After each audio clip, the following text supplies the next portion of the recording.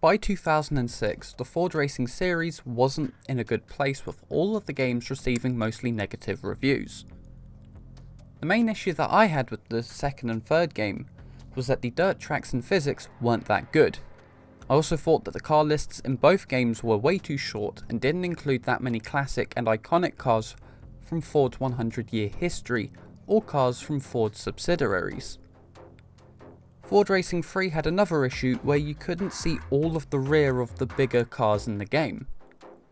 It was later pointed out to me by a subscriber that playing the game in 4x3 would have solved that issue, but I don't know anyone who wants to do that. The sixth game in the series was Ford Street Racing, which was released in 2006 on the PlayStation 2, PlayStation Portable, the original Xbox, and Windows. The game was released under a few different names depending on where it was sold, so in the US and Canada it was called Ford Bold Moves Street Racing.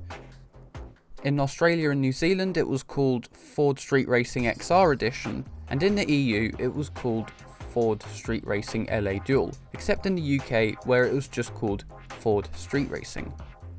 The game was once again developed by Razorworks and published by Empire Interactive, but it was also published by Eidos Interactive on the PSP. I can't talk about the different game modes separately because they're kind of together, so if you do some of the events in one game mode, then you'll unlock events in the other, which is really annoying as that means you have to keep going back and forth between the modes to complete the game, and because of that, I couldn't be bothered to play the game for more than an hour at a time. I'm also not going to go into detail about the different event types as they are mostly the same as they were in Ford Racing 2 and 3, except for one, and that is the team racing aspect of the game. This mode is the best thing about Ford Street Racing, and by the name you'd think that it's multiplayer, but it's not. You have 3 teams in a race which is made up of 2 or 3 cars that you buy in the showroom, and you have to get all of your team's cars to as close to the front as you possibly can. The reason why I wanted to talk about this game mode more than any other is because I think it's the best mode that had been in the series up until that point. The physics seem to be the same as they were in the third game, so they're not the best, but they're also not the worst. I do wish that cars didn't slide around as much though. I think the tracks are really good. Well, not really good, but they are the best that I have seen in the whole series. Some parts of the tracks are challenging, but it's not the same kind of challenging as some of the tracks in the previous games, where it's the lack of good design that was the challenging part, and that really isn't good. In this game, it's good design that makes the tracks challenging because the developers actually put a lot of time and thought into them.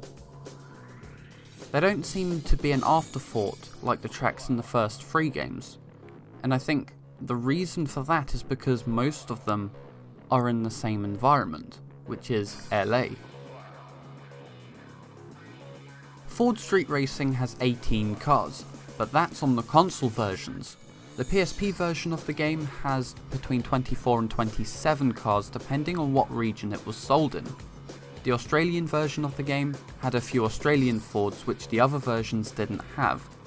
So I think the game was developed to purely sell real cars, which is a bit stupid as it's an arcade game made for children.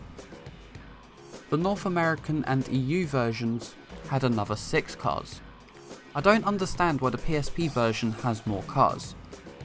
It might be because the PSP at that point was only a year old and it was to help sell the console, but I'm pretty sure just there being a Ford Racing released on the PSP would have helped it sell.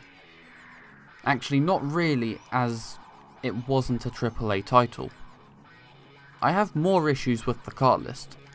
Once again, the game doesn't have any cars from Ford subsidiaries at the time, such as Land Rover, Jaguar, Volvo and Aston Martin. At least Land Rover was added in the next game. A lot of the cars that were in the previous games are missing in this one. I get why SUVs are missing, but it's missing cars like the Crown Victoria and Montego ST220, which were in production at the time and would have been good additions to the game.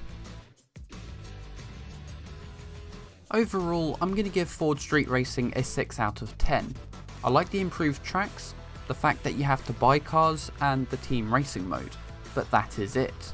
I think the car list is way too small, the progression is all over the place, and there's too many of the same race events, to a point where the game gets a bit boring after a while. Despite all the issues that I have with the game, I do think that it's the best game in the series up until that point. But that isn't enough for me to recommend it. This has been my review of Ford Street Racing on the PlayStation 2. If you liked this review, then please give it a like. If you didn't, then give it a dislike. And if you want to see more, then please consider subscribing and joining the Discord server linked in the description. Goodbye.